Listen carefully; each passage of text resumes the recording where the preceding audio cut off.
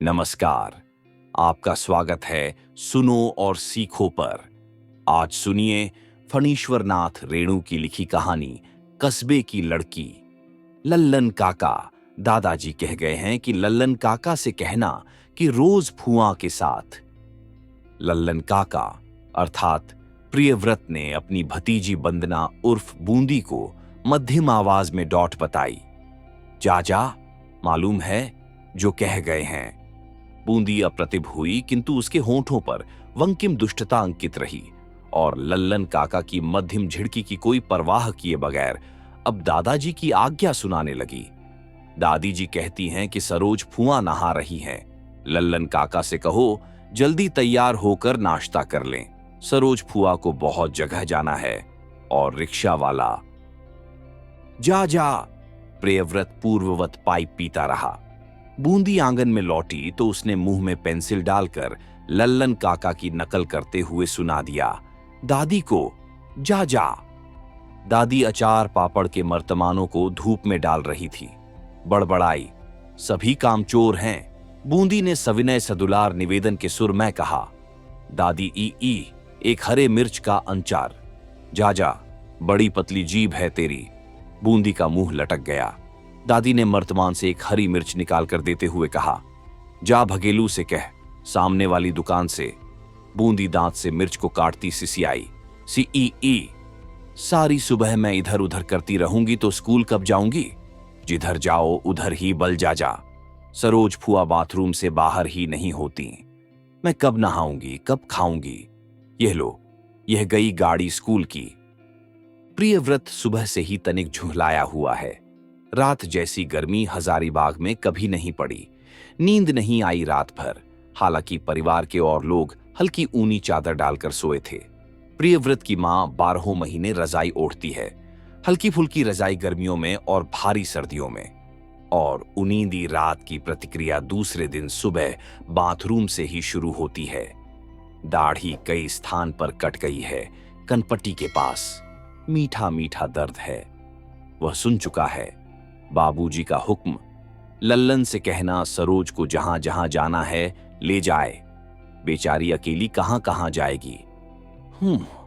सरोज दी देहात से अकेली 15-15 स्टेशन रेल यात्रा करके यहां सकुशल आ सकती है, तो शहर में ही कौन दिन दहाड़े डाके पड़ते हैं कि सरोज दी के साथ एक सशस्त्र अर्दली जाए।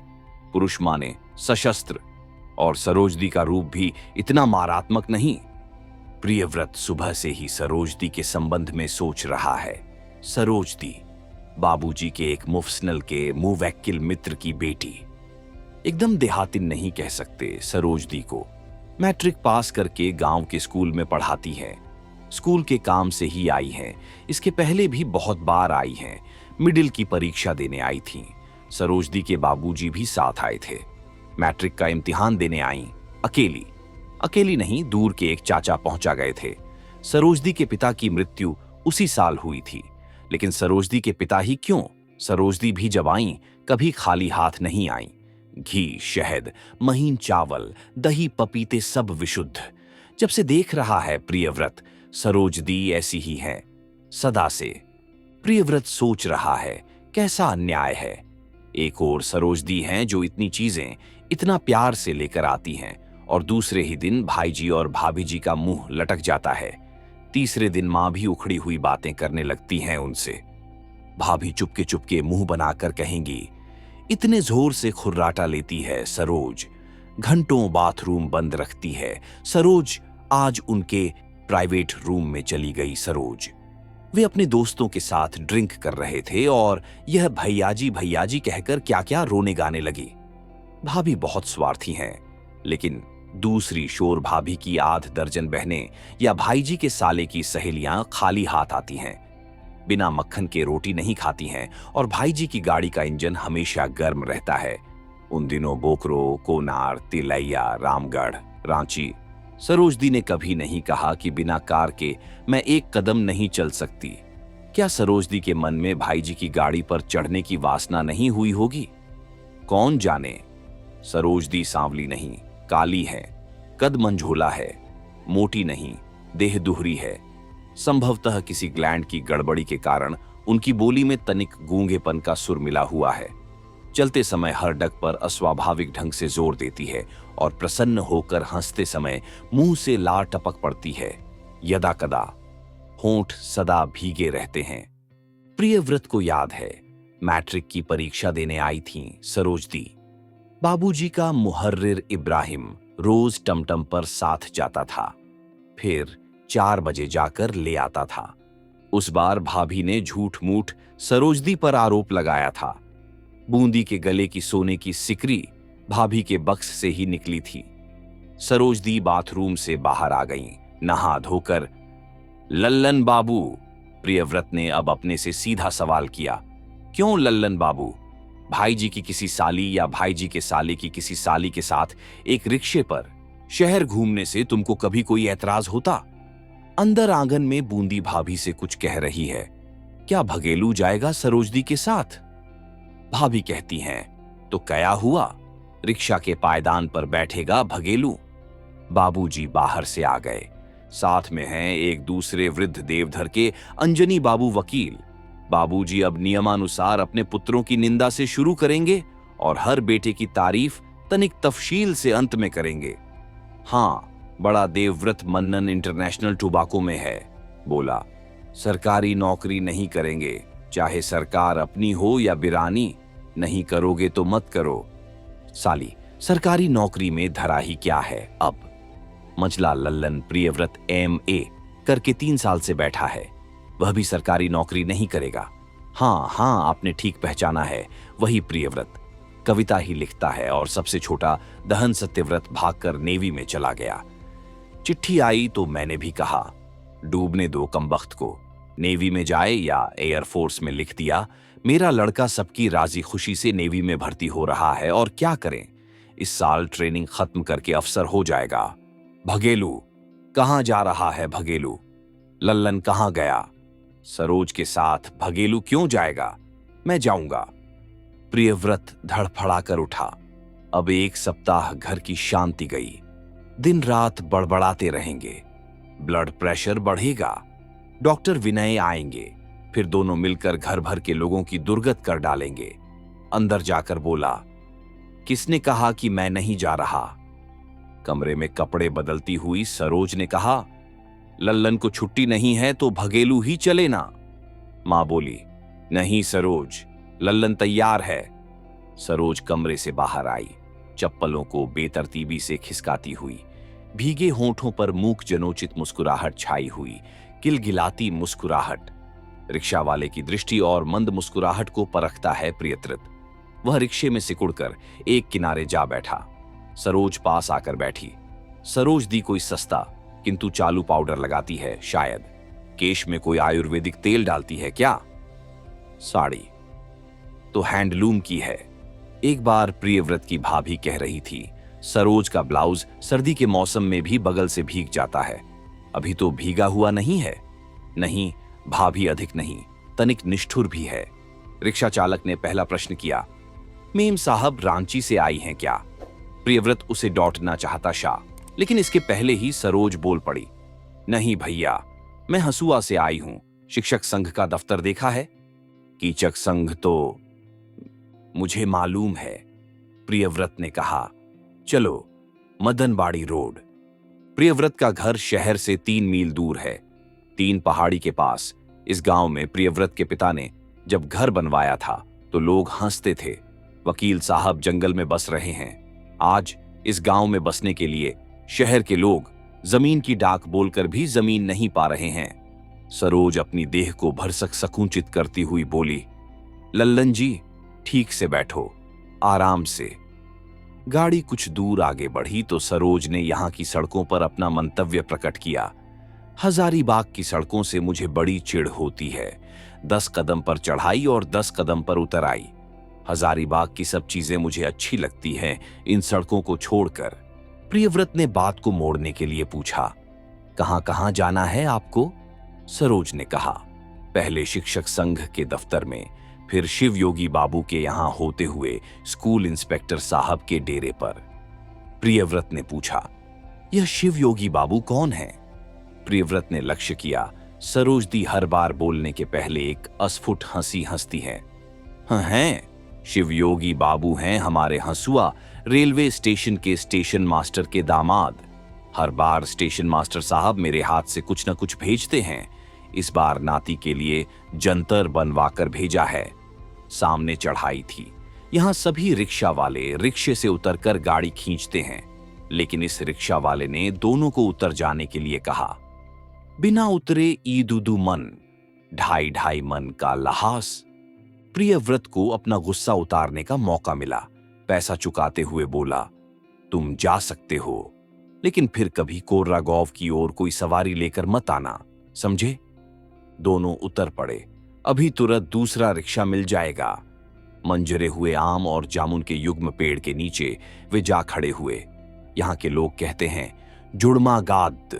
झड़ती हुई मंजरियाओं के कई छींटे, जामुन के कुछ फूल सरोज के सिर पर झरे। कवि प्रियव्रत को पिछले साल रेडियो से सुने हुए एक लोकगीत की याद आई, जिसकी पंक्तियां याद नहीं, अर्थ है, ओ गौरी, तू आज रात फिर किसी कारण मंजरे हुए आम के तले जाकर खड़ी हुई थी, निश्चय ही। तेरे बालों के लट जटा गए हैं, मंजरी का मधु छू छू कर तेरे सिर पर गिरा है। ओ गोरी, तू आज रात फिर किसी महुए के तले जाकर खड़ी थी, तेरे बालों से महुए के दारू की बांस आती है। मेरी आंखें झपक रही हैं, मतिया गई हैं, तेरा जुड़ा कैसे बांधूं? सरोज बोली, है लल्लन जी, मैंने तुमको बेकार कष्ट दिया। रौंची रोड पर एक बगधी गाड़ी दिखाई पड़ी। प्रियव्रत ने पूछा, घोड़ा गाड़ी पर चढ़िएगा? सरोज के कंठ से सिर्फ निकला। प्रियव्रत ने बगधी वाले को आवाज दी। घोर श्याम वर्ण, मैं झोली, दोहरी सरोज सफेद साड़ी और सफेद ब्लाउज में सभी का ध्यान आकर्षित करती है। घड़ी की पट्टी भी सफेद, चप्पल के फीते भी। घोड़ा गाड़ी वाले ने गौर से सरोज को ही देखा। प्रियव्रत को वह पहचानता है। बग्घी पर आमने सामने बैठने की जगह थी, किंतु सरोज जिस तरह रिक्शे पर बैठी थी, उसी तरह प्रियव्रत से सटकर बैठी। इस तरह सटकर बैठने की कोई जरूरत नहीं थी, जगह काफी चौड़ी थी। सरोज बोली, इस चढ़ाई उतराई के समय मेरी जान निकल जाती है, लगता है सब खाया पिया निकल जाएगा। हाँ, हर चढ़ाई उतराई पर सरोज ने तमाशा किया। उतराई के समय प्रियव्रत की एक कलाई जोर से पकड़कर आंख महदे हंसती खिलखिलाती रही। प्रियव्रत को लाज आई। शिक्षक संघ के दफ्तर में जिस अधिकारी से मिलना था, सरोज की उससे फाटक पर ही भेंट हो गई। काम भी हो गया। अगली मीटिंग के बारे में पूछना था। अधिकारी महोदय बार बार प्रियव्रत की ओर देखते ही रहे, फिर बोले, आप प्रियव्रत जी हैं ना? जी हां, सुनकर भी अधिकारी महोदय का कौतूहल कम नहीं हुआ। शायद। चलो सरोज दी, शिक्षक संघ वाला काम तो शिक्षक संघ के बाहर ही हो गया। गाड़ी पर जानबूझकर दूसरी ओर बैठते हुए प्रियव्रत बोला, और सरोज पहले तो सामने वाली गद्दी पर बैठी, फिर उठकर प्रियव्रत के पास जाकर उससे सटकर बैठी। सरोज ने चलती हुई गाड़ी में प्रियव्रत से दबी हुई आवाज में कहा, लल्लन जी, तुम साथ थे इसलिए जल्दी छुटूटी मिल गई, नहीं तो ये राम निहोरा प्रसाद मुझे बेकार बैठाकर तरह तरह की बातें करता। शादी ब्याह की बात पूछने वाला यह कौन होता है भला? बोलो तो। और बातें करते समय बातें करो, ये रह रह कर पीठ पर थप्पड़ मारने की और बाल पकड़कर खींचने की जैसी भद्दी आदत। अपने काका जी भी तो बाबूजी के दोस्त थे, कभी ऐसा नहीं करते। बोलो तो लल्लन जी, क्या यह ठीक है? प्रियव्रत को हंसी आई। वह पूछना चाहता था, क्यों नहीं ठीक है सरोजदी, लेकिन वह कुछ बोला नहीं, हंसता रहा। सरोज कुछ क्षणम बाहर की ओर देखती रही, फिर दबी आवाज में ही बोली, अच्छू लल्लन जी, तुम नौकरी करोगे तो तुम भी गाड़ी रखोगे ना? यदि गाड़ी रखने लायक नौकरी मिली, तुमको भला गाड़ी रखने लायकों नौकरी नहीं मिलेगी? प्रियव्रत चौंका। तो सरोजदी का मुखड़ा भी कभी कभी सुंदर दिखता है। सरोजदी जब भाव शून्य दृष्टि से उसको देखती है, सुंदर लगती है। उसने पूछा, क्यों सरोजदी? सरोजदी इस बार मुस्कुराई नहीं, और भी दबी आवाज में बोली, तुम सुंदर हो। जिसमें रूप और गुण दोनों हों, उसी को ऊंची नौकरी मिलती है। प्रियव्रत का चेहरा लाल हो गया। उसने कहा, यह किसने कहा है तुमसे? राम भाई ने। राम भाई कहते थे, व्यक्तित्व के बिना विद्वत्ता कुछ नहीं। यदि व्यक्तित्व होता तो राम भाई भी। हजारीबाग चौक पर हमेशा की तरह भीड़ थी। गाड़ीवान ने पूछा, भैया जी? माया जी बोल रही थीं, चौक पर कुछ खरीदना है। सरोज भूल गई थी कि उसे कुछ खरीदना है। स्कूल की लड़कियों ने कॉपी किताब पेंसिल लाने के लिए पैसे दिए हैं। सरोज झोले से डायरी निकालकर पढ़ने लगी। यशोदा 3 कॉपी रूल की हुई, 2 बगैर रूल। जगमती भारतवर्ष का भूगोल, साहित्य दर्पण, छोटी नीलू, 1 दर्जन जलछवे। सरोज हमेशा जिस दुकान से सामान खरीदती है उसी दुकान में जाएगी। पास ही प्रियव्रत के मित्र हिमांशु की दुकान थी। उसने कहा भी, सरोज दी इस दुकान में, लेकिन सरोज ने उधर नजर उठाकर देखा भी नहीं। दुकानदार छोकरा राखाल चंद्र उर्फ याबला ने सरोज को देखकर एक विचित्र मुख मुद्रा बनाई और अभद्रतापूर्वक आंख नचाकर पूछा, कहिए कहिए। बहुत दिन बाद प्रियव्रत पर दृष्टि पड़ते ही याबला राम अवाक हो गया। तुरंत भद्र हो गया उसका चेहरा। सरोज डायरी खोलकर धीमी आवाज में पढ़ती गई और प्रियव्रत जोर जोर से दोहराता गया। दुकान से बाहर निकलकर सरोज बोली, इस बार तुम साथ थे, इसलिए उसने मुझे मीठी गोलियां नहीं दी, नहीं तो जबरदस्ती दर्जनों मीठी गोलियां झोले में डाल देता और जिद करके एक गोली दुकान में ही बैठकर चूसने को कहता। चाहे एक चीज लो या 10, 1 घंटा अटकावेगा यह लड़का। बेईमान नहीं, लेकिन सामने विवेकानंद मिष्ठान भंडार में बैठकर चाय पीते हुए लोगों ने आंखें फाड़ फाड़ कर सरोज और प्रियव्रत की ओर देखना शुरू किया। सरोज बोली, विवेकानंद का कालोजाम नामी है ना? है। सरोज के पैर लड़खड़ाए। प्रियव्रत ने पूछा, काला जाम खाओगी सरोज दी? तुम नहीं खाओगे? विवेकानंद मिष्ठान भंडार में कई मिनटों तक कालोजाम का गुंजन होता रहा। डीवीसी के बंगाली कर्मचारियों के दल में कानाफूसी शुरू हुई। काला जामेर संगे चमचम, एक ने ढाका की बोली में कहा, ए बार द्याशे अर्थात देशे एड्डा कायनी ब्यार हुदद्वे नामड़ा का कहोनसिनी कामहंसिनी कालोजाम। प्रियव्रत ने सब समझा। अच्छा हुआ सरोजदी ने कुछ नहीं समझा। स्वाद ले लेकर कालाजाम का रस जब प्लेट में जीभ लगाकर चाटने लगी तो प्रियव्रत ने पूछा, और मंगाऊं कालाजाम? हाँ, पेट फट जाएगा जो। सरोज के इस जवाब से प्रियव्रत को फिर लाज आई, किंतु इस बार गाड़ी में वह प्रियव्रत के सामने बैठी। चलो बटम बाजार। प्रियव्रत ने देखा सरोजदी डकार लेते समय और भी असुंदर हो जाती है। उसके गीले होंठ और भी गिलगिले हो जाते हैं। डकार लेने के बाद सरोज ने बताया, राम भाई को भी काला जाम पसंद है बहुत। गाड़ी बटम बाजार की ओर मुड़ी, फिर उतर आई। सरोज उठ खड़ी हुई और टलमलाकर प्रियव्रत पर गिर पड़ी। तुम भी गाड़ी से बाहर गिर पड़ते छिटक कर है। हठात सरोज ने फिर मध्यम आवाज रे पूछा, अच्छा लल्लन जी, मैं बहुत काली हूं, यानी मुझसे भी ज्यादा काली होती हैं या नहीं? प्रियव्रत ने समझा। पूरे प्रश्न भी नहीं पूछ सकी सरोजदी, क्योंकि प्रियव्रत का चेहरा अचरज और लाज से अजीब सा हो गया था। सरोज ने फिर पूछा, मैं कौन हूं?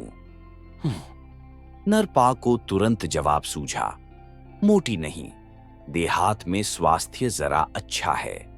और बोली, राम भाई तो कहते हैं कि तुम्हारा तन काला है, पर मन काला नहीं, सादा है। प्रियव्रत ने इस बार सरोज के राम भाई पर विशेष ध्यान दिया। राम भाई ने कहा है, व्यक्तित्व के बिना राम भाई को काला जाम प्रिय है। राम भाई कहते हैं कि तुम्हारा तन।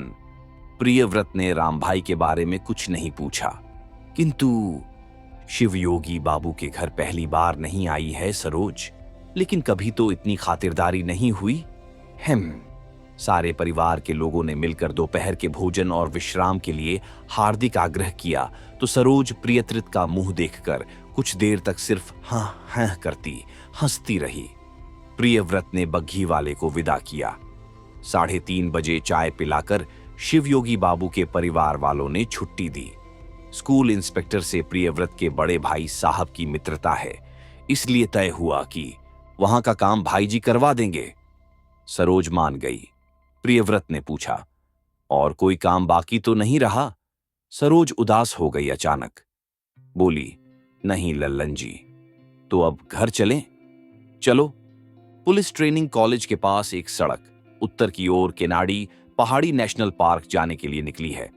सरोज ने साइन बोर्ड पढ़कर दोहराया, नेशनल पार्क जाने का रास्ता। नेशनल?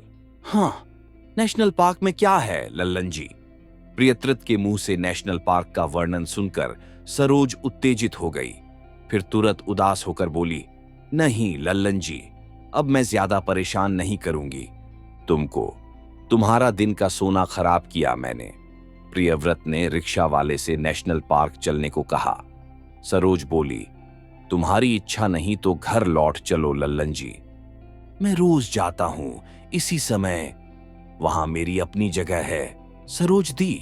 प्रियव्रत हंसकर बोला। मोड़ पर सरोज ने फिर डकार लिया। बहुत दूर तक उतर आई है, कोना कोठी के पास। रिक्शे वाले यहां पैडल चलाना बंद कर देते हैं। बहुत देर तक फ्री व्हील की करकराहट होती रहती है। क्री री री री री री री। सरोज की सारी देह में मानो गुदगुदी लगा रही है यह किरकिरी री री री री। केनाडी पहाड़ी करीब आती गई और सरोज अपने आप हंसती रही।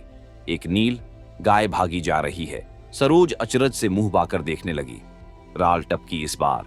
खरगोश फरलागता हुआ झाड़ियों में गया हूं। पहाड़ी नदी की पतली धारा पर अस्तगामी सूर्य की रोशनी झिलमिलाई। पहाड़ी की चोटी के पास बादल का एक ढुकड़ा। फूलों से लदा हुआ बनतगर का पेड़। रिक्शा से उतरकर सरोज बोला, राम भाई भी कहते थे कि नेशनल पार्क एक चीज बनी है देखने की। वन में मोर बोला। सरोज डरी। हाँ लल्लन जी, सुना है नेशनल पार्क में बाघ सिंह भी हैं। प्रियव्रत हंसा। लेकिन सरोज दी, एक अजब बात है कि नेशनल पार्क में आकर कोई भी जंगली जानवर हिंस्र नहीं रहता और आदमी जानवर बन जाते हैं। यहां आकर इनक बहुत प्रमाण मिल रहे हैं। अच्छा अच्छा। पिकनिक करके लौटने वाली मंडली का एक अशिष्ट लड़का चिल्लाया, भागरे, बाइसन, वाइसुए, अरना बैंस। मुखर्जी परिवार की सुंदरियां, खमारियां, जमाए बाव टाइप के एक व्यक्ति के साथ आई है आज। गाड़ी पर कलकत्ते का नंबर है। सुंदरियां बात बात पर खिलाखला रही हैं। जमाए बाबू निश्चय ही कोई गुदगुदाने वाली कहानी सुना रहे हैं। अमलतास की छाया में एक सुंदरी ने न जाने क्या देखा कि चीख पड़ी, ई मूत। बाकी लड़कियां खिलखिला पड़ी। प्रियव्रत समझाता है चाख नवराली का, वह जानता है अंजू अंजना। सरोजदी को देखकर ही अंजना चीख घटी है। प्रियव्रत बोला, पहाड़ की चोटी पर टावर है, वहां से सारा नेशनल पार्क दिखाई पड़ता है। चलोगी ऊपर? नहीं लल्लन जी, मुझे डर लगता है। तो चलो, तुमको अपनी जगह दिखाऊं। केनाडी पहाड़ी की तलहटी में बिखरा वनखंड केनाल और बड़ा बड़ी चट्टानों के इर्द गिर्द पुट्स फूल की झाड़ियां। केनाल के किनारे कदम्ब के पेड़ पर ठीक 1 घंटे बाद छोटे छोटे पंछियों का घनघोर कलरव शुरू होगा, घंटों होता रहेगा। इन्हीं चट्टानों के उस पार प्रियव्रत रोज बैठता है। यही है मेरी जगह, मैं इसी पत्थर पर बैठता हूं रोज। बैठे बैठे क्या करते हो? इस प्रश्न का कोई उत्तर देना आवश्यक नहीं समझा प्रियव्रत ने। बैठो सरोजदी, मैं तुमको एक मजे का खेल दिखलाऊं। प्रियत्रत पुटुस की एक फूली डाली तोड़ लाया। फूल और पत्तों को नोचकर एक छड़ी बनाई उसने। इधर देखो सरोजदी। सरोज ने देखा सामने की धरती पर लजौनी लता पसरी हुई है कुछ दूर तक। लगता है एक गलीचा है, लज्जावती, लाजवंती, लजौनी, छुई मुई। अरे रे लल्लन जी, ये क्या कर रहे हो? प्रियव्रत रोज इसी तरह इन सजीव लताओं को छेड़ता है आकर। पुटुस की डाल की छड़ी से पहले एक क्रास बनाता है। छड़ी छुआता जाता है, पत्तियां मुंहती जाती हैं। अंत में अंधाधुंध छड़ी चलाकर सबको सुला देता है। सरोज प्रियव्रत के इस खिलवाड़ को अचरज से देखती रही। जब प्रियव्रत ने सभी पत्तियों को सुला दिया तो सरोज ने एक लंबी सांस ली। बोली, लल्लन जी, तुम ठीक कहते हो, यहां आकर आदमी जानवर हो जाता है कभी कभी। प्रियव्रत हैसा। वह अपनी जगह पर जा बैठा। उत्तर आकाश का बादल क्रमशः काला होकर झुकता जा रहा है। हवा गुम है। भाभी ठीक ही कहती थीं। सरोज का ब्लाउज भीग गया है, बांह के नीचे अर्धवृत्ताकार। सरोज प्रियव्रत के पास आकर बैठ गई। एक बात बताऊं लल्लन जी? बिजली चमकी। सरोज के गोल होठों पर भी बिजली चमकी, मानो। प्रियव्रत अवाक होकर देखता रहा। सरोज को इस तरह लाज से गड़ते कभी नहीं देखा प्रियव्रत ने। सरोज कुछ बोल रही थी, लेकिन राल टपक पड़ी तो चुप हो गई। फिर पुटुस के नन्हे फूलों को नाखून से खोंटकर दांत से चबाने लगी। क्षण भर दोनों मौन रहे। किस सोच में पड़ गईं सरोज दी? प्रियव्रत ने सरोज की देह छूकर मानो जगाया। सरोज दी, अब चलो लौटें, पानी बरसेगा। सरोज हंसी। पानी बरसे है, हम रुई नहीं हैं। लल्लन जी, ये क्या कर रहे हो? लल्लन, पगला, बचपन की आदत ही। ठीक इसी तरह गोदी में सिर रखकर, इसी तरह मेरी छाती से सिर रगड़ते थे तुम। मैंने राम भाई से भी कहा है। तुम अभी भी 5 साल के शिशु हो। लल्लन जी, तुम जानवर हो, जानवर हैं। कवि, MA, सुंदर सुपुरुष। तुम इतने प्यारे, इतने प्यारे। तुमको हां, मैं जानवर नहीं बनने दूंगी। मैं ही जानवर हो गई हूं। लल्लन जी, मुझे माफ करो। इस कुरूपा बहन पर दया करो। मुझे लजौनी लता की तरह मत रौंदो। प्रियव्रत ने ध्यान मग्न नारी मूर्ति को फिर छूकर जगाया। सरोज दी, तुम किस सोच में पड़ गई यहां आकर? चलो घर चलें। सरोज मानो नींद से जगी। हैं? नहीं लल्लन जी, यहां आकर आदमी कभी कभी देवता भी हो जाता है। देवता भी। प्रियव्रत को लगा सरोज दी अचानक सर्वांग सुंदरी हो गई है। वह फिर अपनी जगह पर आ बैठा। हवा का झोंका आया, मेघ बरसने लगा। दोनों 2 चट्टानों पर बैठे भीगते रहे। प्रियव्रत फिर उठा, सरोज के पास गया, हाथ पकड़कर उठाया। चलो। दोनों भीगते हुए जंगल पार कर सड़क पर आए। सरोज बोली, अब मेरा हाथ छोड़ दो लल्लन जी। अब मैं कभी हजारीबाग नहीं आऊंगी। राम भाई मुझे नहीं आने देंगे अब। सरोज सड़क पर लड़खड़ाई। प्रियव्रत ने फिर हाथ पकड़ लिया। सरोज कुछ नहीं बोली, फिर 2 बार हां हैं करके चुप हो गई। आप सुन रहे थे फणीश्वर नाथ रेणु की लिखी कहानी कस्बे की लड़की। लिखी कहानी कस्बे की लड़की।